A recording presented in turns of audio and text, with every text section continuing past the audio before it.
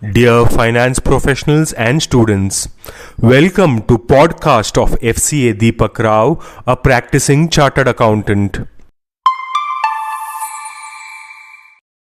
Weekly digest for week 3 of January 2026. Tata Motors is calling on the government for targeted incentives to make electric vehicles more accessible to consumers. They are also advocating for electric vehicles utilized by fleets to receive backing under the Prime Minister e-Drive initiative. This request arises as budget-friendly EVs encounter market challenges while fleet EVs, which are heavily utilized, remain ineligible for support. The upcoming Union Budget for 2026-27 is expected to prioritize medium-term debt consolidation while maintaining a strong push for capital expenditure. ICRA projects a fiscal deficit of 4.3% of GDP with a significant increase in capital spending to Rs 13.1 trillion, aiming to front-load infrastructure development before future fiscal rigidities. Market participants have urged the government to ease capital market taxation ahead of the Union Budget for 2026-27, calling for a higher exemption limit on long-term capital gains and restraint on any further increases in transaction taxes. Additionally, it called for allowing capital losses to be set off against income under other heads. Market participants have also cautioned against any further increase in transaction-related taxes. Finance Minister Nirmala Sitharaman is set to present the Union Budget on February 1st. OpenAI plans to begin testing advertising in ChatGPT in the coming weeks as it looks to have a diverse revenue model and expand access to its AI tools without increasing costs for users. The San Francisco-based startup said ads will initially be tested in the US for logged-in adults using the free version of ChatGPT and its low-cost subscription tier ChatGPT Go, which is being offered in India for free for a year. Reserve Bank of India has recognized the Foreign Exchange Dealers Association of India or FEDI as a self-regulatory organization or SRO for all authorized dealers under its omnibus framework for SROs. As an SRO, FEDI will play a key role in setting standards, promoting best practices, and ensuring compliance among authorized dealers operating in the foreign exchange market, subject to RBI's overall regulatory oversight. The recognition of FEDI as an SRO marks a significant step in strengthening self-regulation in India's foreign exchange market. Automobile exports from India rose 24% in 2025, driven by robust demand for cars, two-wheelers and commercial vehicles in the overseas markets, as per the latest SIAM data. Overall exports last year raised to 63,25,211 units as against 50,98,474 units in the 2024 calendar year, up 24.1%. Passenger vehicle exports rose to 8,63,233 units, up 16% as compared with 7,43,977 units in 2024. SIAM noted that the demand has been steady across most markets, including in the Middle East, Africa, and Latin America. A potential US-EU trade dispute could boost Indian exports as the EU seeks stronger ties with nations like India. With the US imposing tariffs on several European goods, the EU may expedite its free trade agreement talks with India. This could lead to a more favorable deal and faster ratification, presenting India as a stable trade partner amidst global uncertainties. Jio Platforms has reportedly shortlisted Morgan Stanley and Goldman Sachs as lead bankers for its upcoming IPO, with an expected valuation between $133 to $182 billion. The company awaits Finance Ministry clearance for a 2.5% public float for mega IPOs, with a potential split between primary and secondary share sales. Strategic investors like Google and Meta are expected to retain their stakes. Private equity firm Everstone is set to exit Restaurant Brands Asia, the franchisee for Burger King in India and Indonesia. The firm will sell its entire 11.26% stake. The Ajanta Pharma family office is poised to become the new strategic investor. This move could see the family office injecting significant funds and potentially acquiring a majority stake in the company. Securities and Exchange Board of India or SEBI has introduced a closing auction session or CAS in the equity cash segment to improve fairness, transparency and efficiency in the discovery of closing prices in the securities market. Under the new framework, the closing price for derivative-linked stocks will be determined through the closing auction session. This marks a shift from the existing volume-weighted average price-based methodology, aligning the closing price more closely with actual market consensus. Shapoorji Pallonji is borrowing at distressed level rates. When the interest rate on the debt of a Shapoorji Pallonji Group unit climbed 21.75% recently, it did not alarm distressed debt investors. What surprised lenders was that such pricing is being applied to one of India's oldest and largest business groups. An illiquid Tata Sons stake, covenant breaches, and relentless refinancing are pushing one of India's oldest groups into the high-cost corner of credit markets. India's central bank has proposed that BRICS countries link their official digital currencies to make cross-border trade and tourism payments easier, which could reduce reliance on the US dollar as geopolitical tensions rise. While none of the BRICS members have fully launched their digital currencies, all 5 main members have been running pilot projects. India's digital currency, called the e-rupee, has attracted a total of 7 million retail users since its launch in December 2022, while China has pledged to boost the international use of the digital yuan. The initiative could irritate the US, which has warned against any moves to bypass the dollar.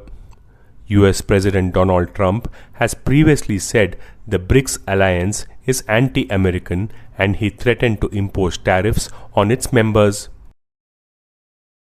The center is considering a significant revamp of its permanent establishment taxation framework, reviving a long-pending proposal to adopt a formula-based method for attributing profits to non-resident enterprises having business connections in the country. The move comes as global negotiations under the OECD's Pillar 1 framework remain delayed, prompting the government to reassess domestic options for protecting its taxing rights. India's industrial growth faces a new challenge as China restricts technology transfers. This impacts key sectors like electric vehicles and energy storage, affecting major Indian conglomerates. Despite recent diplomatic overtures, Beijing's stance highlights a significant technology gap. India's Make in India initiative struggles against this dominance. Emergent has raised $70 million in new funding, lifting its valuation to about $300 million just months after launch. The startup helps users build apps cheaply using AI and has grown revenues rapidly worldwide. The latest financing comes 3 months after Emergent raised $23 million led by Lightspeed. The Indian rupee weakened to Rs 90.98 against the US dollar on Tuesday, nearing all-time lows despite a weaker dollar index. Sustained foreign investor exits from Indian equities and high government bond yields weighed on the currency. The central bank intervened by selling dollars to protect the Rs 91 against the dollar level, but the rupee is expected to continue its depreciation bias. PhonePe has received approval from the Securities and Exchange Board of India to proceed with its initial public offering. The Walmart-owned digital payments firm is expected to file its updated draft red herring prospectus this week. The proposed IPO will be an offer for sale by existing shareholders, with the company not seeking to raise any fresh capital through the listing. The Q3 profit for most IT companies were hit by the implementation of the new labor codes, which required one-time provisioning for employee benefits and came into effect in November 2025. If we look at the key IT numbers that have been announced so far from TCS, Infosys, HCL Tech, Wipro, Tech Mahindra and LTI Mindtree, the cumulative hit so far exceeds Rs 5,000 crore in the December quarter. India's attractiveness as an investment destination is on the rise, with 13% of global business leaders preferring higher investments in the country in the next 12 months, according to PwC's 29th Annual Global CEO Survey. The renewed interest puts India among top investment destinations, only behind the US, in league with the UK and Germany, and ahead of China, the UAE, France and Saudi Arabia, according to the survey, released during the World Economic Forum annual meeting in Davos on Tuesday. Indian electric car makers are addressing buyer anxieties beyond product launches by offering assured buybacks, battery subscriptions, and exchange schemes. Companies are bundling services to make EV ownership predictable and risk-free, with a focus on building customer confidence and a complete ecosystem for accelerated adoption. Gujarat's Balaji Wafers is set to receive a significant investment from global investor General Atlantic. This partnership aims to boost corporate functions and drive product innovation. The company plans to expand its reach across India. Balaji Wafers is a leading player in the salty snack market. The deal is expected to close in 2026.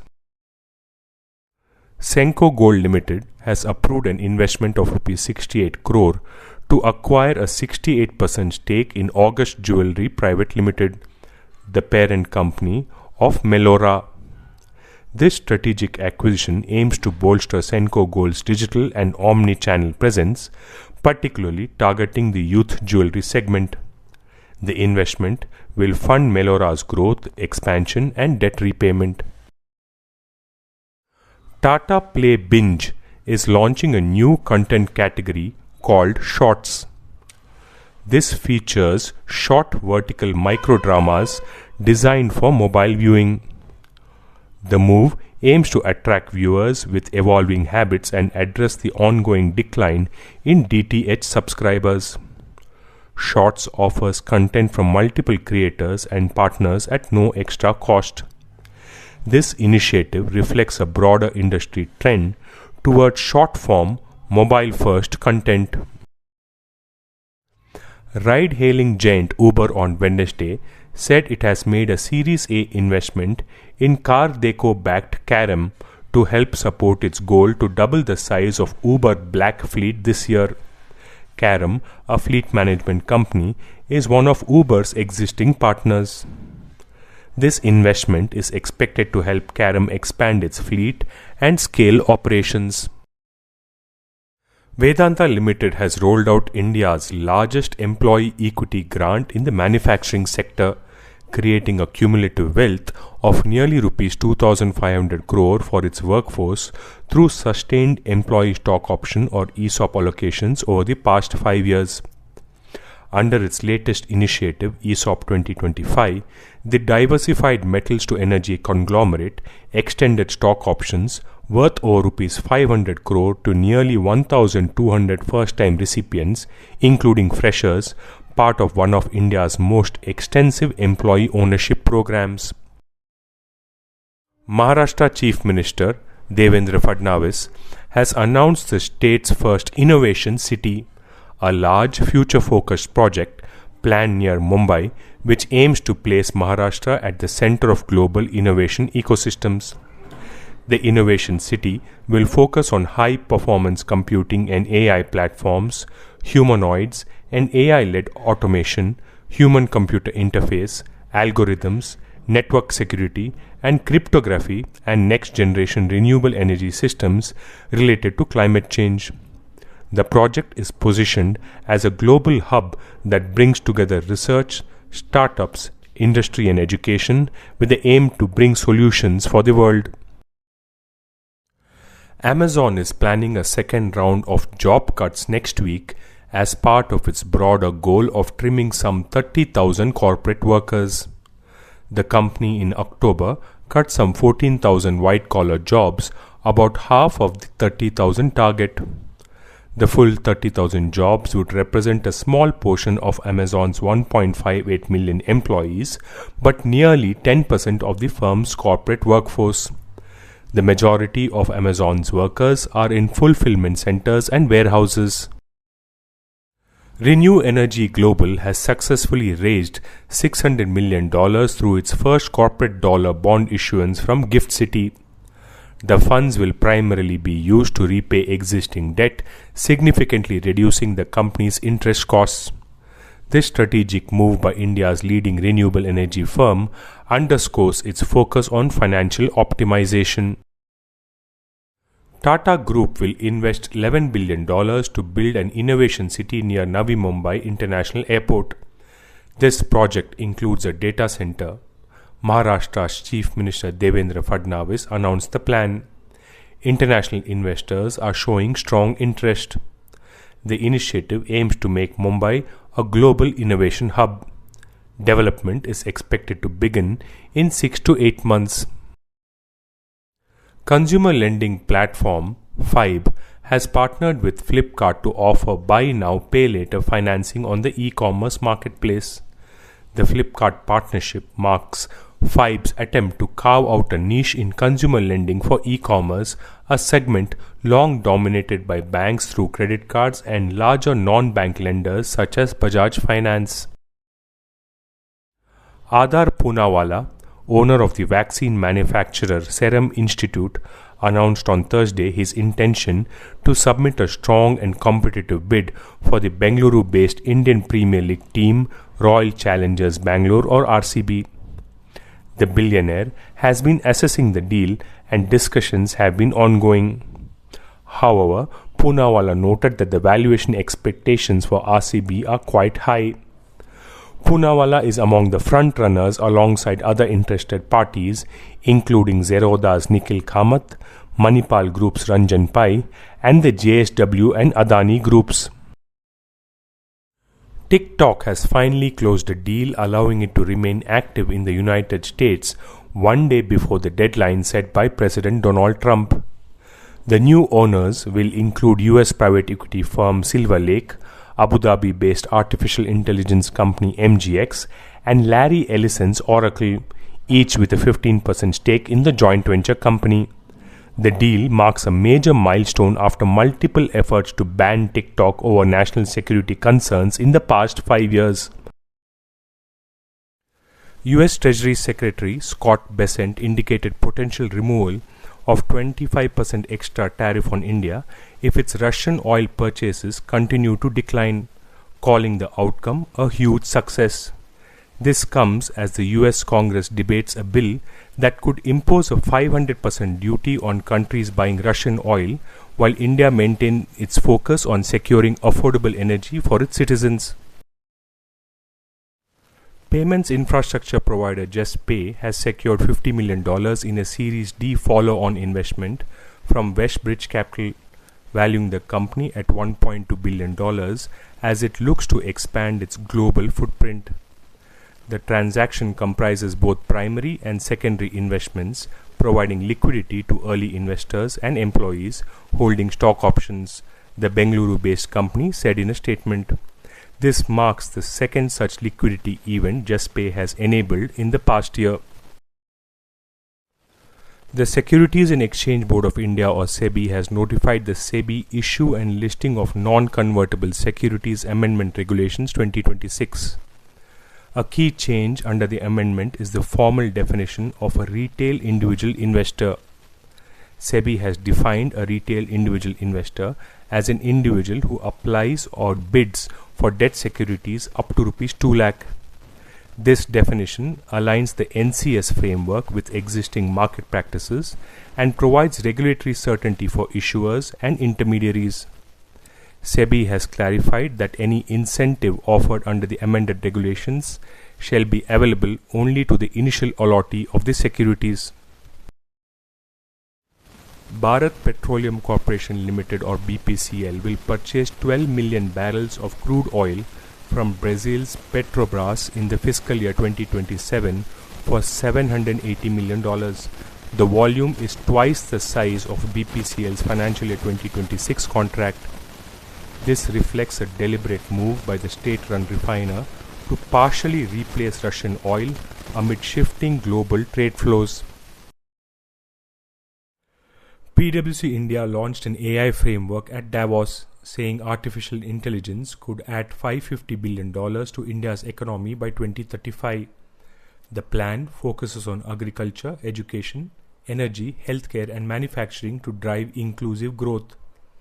Leaders said strong governance, skills, and infrastructure are key to making AI people-centric. United Breweries is launching a major cost-saving program. The company anticipates saving between 3 and 6% annually. This initiative aims to improve profit margins in India's challenging beer market. Savings will fund brand building and growth. The program involves operational restructuring and focused teams. United Breweries sees strong long-term potential in India.